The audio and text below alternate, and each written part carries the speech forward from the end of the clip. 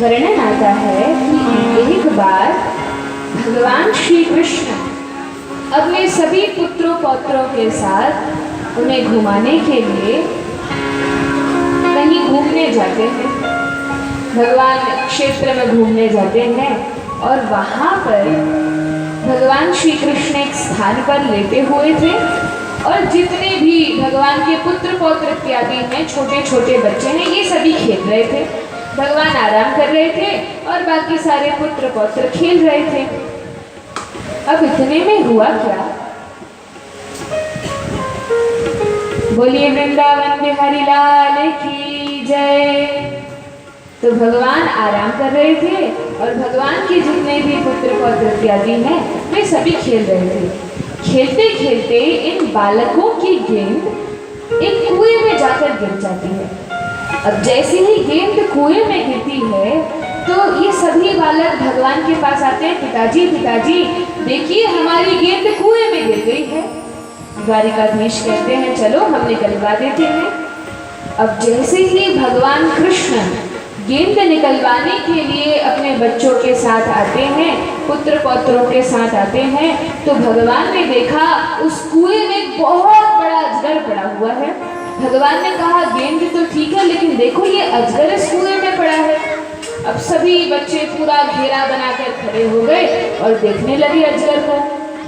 भगवान ने उस अजगर को निकलवाया और जैसे ही भगवान श्री कृष्ण ने उस अजगर का स्पर्श किया, जैसे ही भगवान अजगर का स्पर्श करते हैं तो उसका शरीर छूट जाता है और एक दिव्य पुरुष उस शरीर में से प्रकट होते हैं, देवता रूप शरीर उसमें से प्रकट होते हैं। तो भगवान ने पूछा अरे आप कौन है, अभी तो आपका अजगर का रूप था, अजगर का रूप तो आपका गायब हो गया और आप इस प्रकार से दिव्य रूप धारण करके कहाँ जा रहे हैं, ये देव आप कौन है। तो वे देव रूप में जो पुरुष थे वो कहते हैं द्वारिकाधीश भगवान मैं आपका दास एक राजा था। भगवान ने कहा अच्छा कौन से राजा थे, मेरा नाम महाराज नृग था। क्या नाम था, महाराज नृग नाम था। अच्छा तो आप इस प्रकार से अजगर की योनि में क्यों आ गए। महाराज नृग ने कहा देखिए महाराज मैं पिछले जन्म में एक राजा था और मैंने, अच्छा आपने किया क्या, मैंने गौएं दान की। भगवान यदि आपने कभी दानियों का नाम सुना होगा तो दानियों में सबसे पहले मेरा नाम आता है, इतना दान मैंने किया है। किस चीज का दान किया है भगवान, वैसे तो मैंने बहुत कुछ दान किया है लेकिन सबसे अधिक मैंने गौएं दान की हैं। अच्छा कितनी गौओं का दान किया है। तो महाराज ने कहा कि भगवान आप तो ऐसी बात पूछ रहे हैं कि आज ही बारिश हुई है तो कोई बता सकता है कि कितनी बूंदें गिरी थी, क्या कोई गिन सकता है कि बारिश के समय कितनी बूंदें गिरती हैं। तो जिस प्रकार हम यह नहीं सोच सकते या अनुमान नहीं लगा सकते कि कितनी बूंदें गिरी, महाराज नृग कहते हैं भगवान जितने धूल के रज के कण संपूर्ण पृथ्वी पर हैं और वर्षा के समय जितनी बूंद आकाश से गिरती हैं उतनी गौओं का दान मैंने किया है। भगवान ने कहा अच्छा इतनी गौएं दान की हैं तो फिर अजगर क्यों बन गए। कहा भगवान क्या बताएं। भगवान ने कहा अवश्य तुमने बूढ़ी गैयों का दान किया होगा जिनमें दूध नहीं रहता और जो ग्वाले रहते हैं सारा दूध निकाल कर फिर बूढ़ी गैयों को महाराज को दान करते हैं, लो महाराज अब आपको हम गऊ दान कर रहे हैं, ऐसे गऊओं का दान किया होगा। नहीं नहीं भगवान फिर कैसे गऊओं का दान किया, एकदम नई गऊएं और उनके बछड़ों के साथ हर एक गऊ का दान किया है, उनके सिंहों पर स्वर्ण जड़ित करके ऐसे गऊओं का हमने दान किया है। अरे तो फिर इतना गऊ दान किया, इतना पुण्य किया तो यहाँ पर अजगर क्यों बने। कहा महाराज हमारी कथा बताते हैं, ध्यान से सुनो, बड़ी रोचक कथा है, सभी ध्यान देकर सुने। कोई आ रहा है कोई जा रहा है, पानी गिर रहा है, इस पर ध्यान नहीं देना। आज तो वैसे भी विश्राम दिवस है, ध्यान से कथा का श्रवण करना है। तो महाराज नृग बताते हैं कि भगवान एक बार क्या हुआ कि मैं तो नित्य गौदान किया करता था, रोज गायों का दान करता था तभी भोजन करता था। भगवान ने कहा अच्छा फिर क्या हुआ, मेरे राज्य में एक ब्राह्मण रहते थे और उन ब्राह्मण के पास एक गैया थी और उनका संकल्प था कि वे किसी से दान नहीं लेते थे, कोई कुछ भी दे वो नहीं लेते थे, केवल एक गैया थी उसका दूध पीते थे और जैसे तैसे अपना गुजारा करते थे, तपस्या में लीन रहते थे। अच्छा, फिर क्या हुआ, महाराज नग ने कहा कि भगवान, एक बार मैं गौएं दान कर रहा था तो मेरी जितनी गाय खड़ी थी उन पंडित की, उन ब्राह्मण की जो कभी दान नहीं लेते थे, उनकी एक गाय ही थी। वो गाय धोखे से अपने घर से निकलकर मेरी गायों में आकर मिल गई। मैं जानता नहीं था, मैंने ध्यान नहीं दिया और दूसरे ब्राह्मण को सभी गौओं का दान कर दिया। अब वे ब्राह्मण जब सारी गायों को लेकर जा रहे थे तो मार्ग में ये ब्राह्मण जिनकी गाय चली गई थी, ये ढूंढते ढूंढते मेरी गैया कहाँ है, मेरी गैया कहाँ है, जा रहे थे तो देखा कि अरे मेरी गैया तो एक ब्राह्मण के साथ जा रही है। कहा रुकिए रुकिए महाराज, क्या हुआ, आप इतनी सारी गायों को ले जा रहे हैं, इसमें एक मेरी गैया है। नहीं नहीं, ऐसे कैसे तुम्हारी गैया है, महाराज ने हमें संकल्प करके दान दिया है, यह तो हमारी है।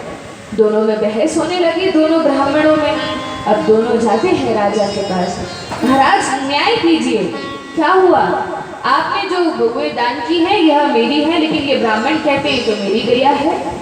अब राजा सोचते हैं अरे धोखे से इनकी गाय आकर मिल गई और मैंने दान कर दिया। कहा कोई बात नहीं महाराज, आप इनकी गाय इन्हें दे दीजिए, मैं आपको और बहुत सारी गौओं का दान करूंगा। कहा ऐसे कैसे, तुमने दान किया है, अब तुम्हारा इस पर अधिकार नहीं है, तुमने तो दान कर दिया। और दूसरे ब्राह्मण कहें कि मुझे तो मेरी ही गैया चाहिए, मुझे दूसरी गैया नहीं चाहिए। अब राजा फंस गए, क्या किया जाए, कुछ किया ही नहीं जा सकता।